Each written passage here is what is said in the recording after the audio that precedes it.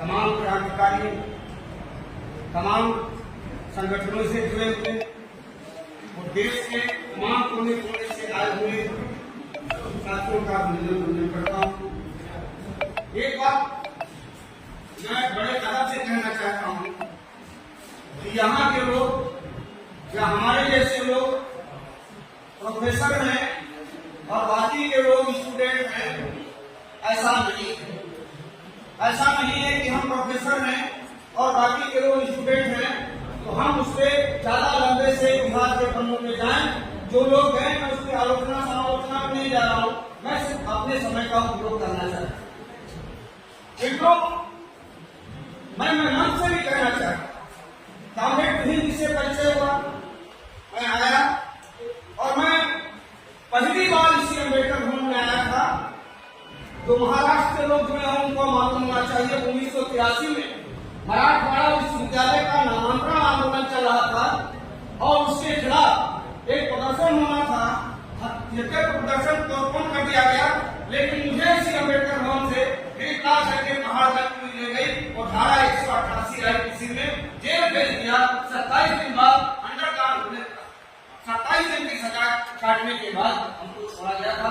मैं दोबारा कई बार आया, लेकिन इस बार आपके सामने आया बड़ा सोच समझ के आया था कि भाई विषय बहुत बड़ा है। अब मैं आपसे एक बात करना चाहता हूँ, जो लोग बोल चुके हैं मंच वाले वो लोग बोल चुके हैं। अभी जो अध्यक्षीय मंडल बोले आप चर्चा जाति उत्पीड़न की कर, जाति उत्पीड़न के उन्मूलन की हो रही है या जात के उन्मूलन की?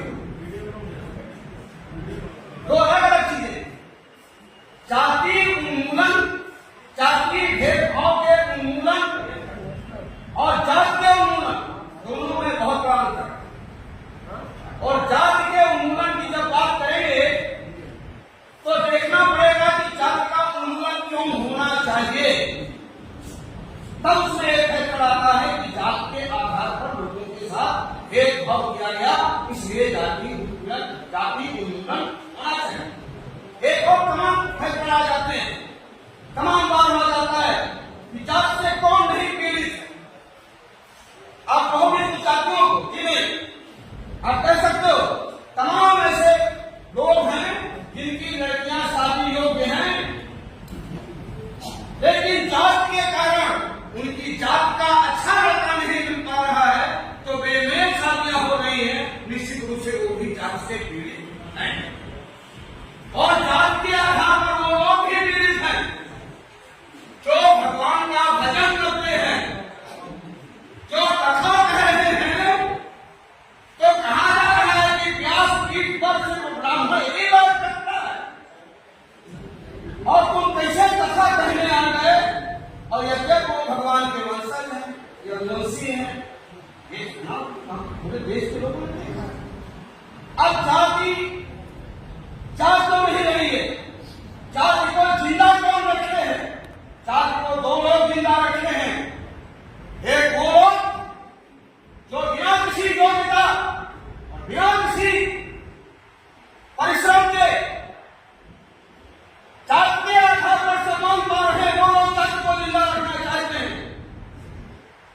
और जाति उन्मूलन की बात कर रहे हो तो इस पर भी गौर करना पड़ेगा कि वो लोग भी जाति को जिंदा रखना चाहते हैं जो जाति के आधार पर फायदा उठा रहे हैं, अतिरिक्त सुविधाएं ले रहे हैं। वो लोग भी जाति को जिंदा रखना चाहते हैं और वो लोग भी जाति को जिंदा रखना चाहते हैं कि गले गले निकले तो महाराज जी खाए लाए, योग्यता हो चाहे ना हो, दो लोग जाति को जिंदा रखना चाहते हैं।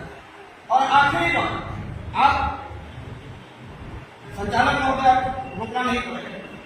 अब मैं आपसे एक बात कहना चाहता हूं, आपने कहा, मैं भी सुन रहा हूं 65% उम्र हमारे लिए दिशा आपने तय किया, तो यहां से कोई स्लोगन देके चलिए, कोई कार्यक्रम देके चलिए कि जाति का उन्मूलन कैसे होगा। जाति की आज दशा तो जितनी है वो बखान करने लायक नहीं, और जितनी देर तक चर्चा करोगे जाति भेदभाव पर, जाति उत्पीड़न पर, तो समय चला जाएगा। मैं कहना चाहता हूं कि अगर जाति खराब है तो उसका उन्मूलन कैसे होगा, उसकी भी बात होनी चाहिए। मेरा अपना मानना है बहुत सारे लोग हट जाएंगे, अपनी जात पे सबको बड़ा गर्व है। अरे पहले जाति उन्मूलन की बात करना है तो सबसे पहले यह आंदोलन होना चाहिए कि लोगों के नाम के साथ सरनेम में जाति शब्द को प्रतिबंधित करने का कानून भारत सरकार के द्वारा पास किया जाना चाहिए। नाम के साथ जाति उपनाम नहीं जोड़ा जाना चाहिए। इसको गैर कानूनी और दंडनीय अपराध बनाने की बात होता है। जाति उन्मूलन के दिशा में एक कदम ये हो सकता है। दूसरी बात, आखिरी बात यह है कि मित्रों, अगर आपको जाति उन्मूलन करना ही है तो ये मानना पड़ेगा, तर्क बहुत आए, मैंने इस अनुभव किया, लेकिन मित्रों मैं ये मान के चल रहा हूं कि जब तक आप ये मान के चलोगे कि जाति को ऊपर वाले ने बनाया है, जाति ऊपर वाले की संरचना है, जाति के आधार पर ही नीच उच्च सब होते हैं और ये भगवान की मर्जी से होता है। जब तक इसको नहीं हटाओगे तब तक भी जाति उन्मूलन नहीं होने वाला। इस सबों के साथ जय हिंद, लाल